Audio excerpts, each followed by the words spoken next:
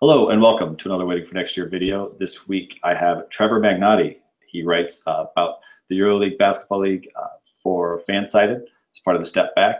He is going to be our Cedi Osman expert. Osman had a big game one of the EuroBasket tournament. I think he had 28 points, 7 boards, 4 assists, and 7 steals. He obviously signed with the Cavaliers this year and is going to be looking to make an impact. So Trevor, thank you for joining me. Yeah, thanks for having me. So, kind of walk us through what kind of player is Cedi Osman. I don't think, most Cavs fans are familiar or have had a chance to watch much beyond maybe a couple of YouTube highlight videos. For some of us, that's enough to act like experts. But you've actually watched him play quite a bit. What kind of player do you expect him to be in the NBA?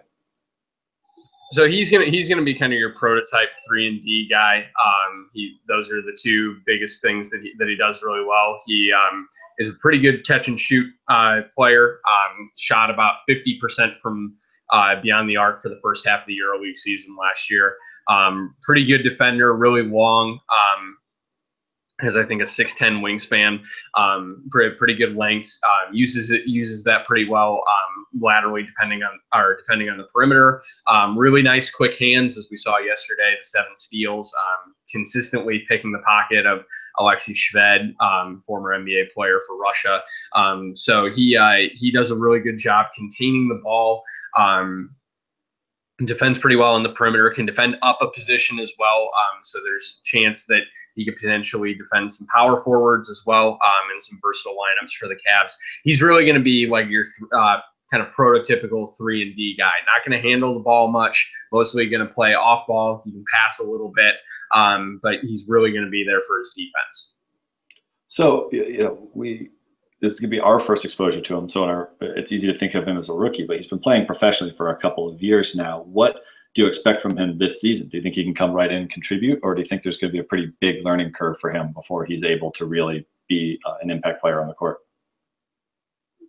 Well, he has been playing professionally in EuroLeague for I think 3 or 4 seasons.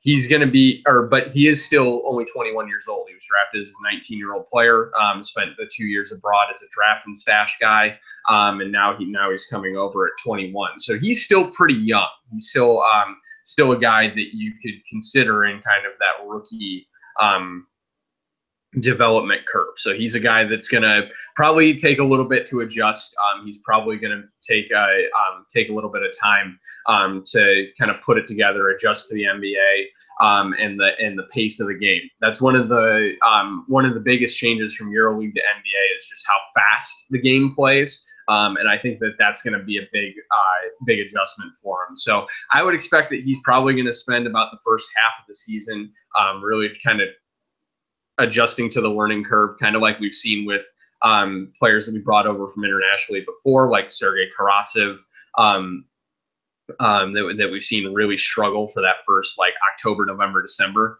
part of the season. I think he's going to have that issue too. He's probably going to spend a lot of time in Canton because there is a little bit of a jump in the pace of the game and the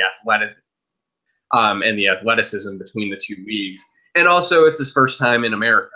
There is a little bit of a gap in how these guys are able to adjust to the lifestyle of the NBA. Guys don't practice as much as they do in EuroLeague. He's going to have a little bit more freedom, a little bit more money. So that's a little bit of the adjustment as well. So what do you see as his ceiling in the NBA? It seems like people are kind of all over on him, just a little bit that I've been able to read. Some people think he's got quite a bit of potential to be, an above average player. Some people are worried about him sticking at all. Where do you kind of see his ceiling and maybe also his floor? Well, I think his floor is actually going to be pretty high. I think there's a low chance that he's going to end up busting out of the league just because he does have that athleticism to fall back on. He's pretty athletic, pretty good vertical athlete, pretty quick. And has that length. So I think at the very and I think he's got the mindset that at the very least he's going to be able to slot in as maybe your 8th or 9th man on a pretty decent team. He may not ever become a starter in the league, but he can at least be a valuable bench player. I think that's he's pretty safe that he's going to get to that level. As far as, you know, his ceiling, the comparison that I like to use is Garrett Temple, who played for the Wizards forever, now plays for the Kings. He's that type of player, but a little bit more of that type of skill set. So he's a guy that can handle the ball a little bit, but you don't really want him to. Really good catch and shoot guy, can play the 2, or the 3 for stretches, and really isn't going to make any mistakes that are going to cripple you. He's a guy that's going to fit into a majority of lineups, be able to play with a majority of the players on the roster pretty well, and he's not going to do anything that's beyond his capabilities. So I think that his ceiling is probably kind of as, you know, if everything works out, he can maybe get to that Chris Middleton level where he's kind of this super 3-and-D guy that does all of those aspects of the game really well and can be maybe your 3rd best player on a team. But I don't know that the chances he gets there are super high, but he's definitely going to be a rotation player in the league in the coming years.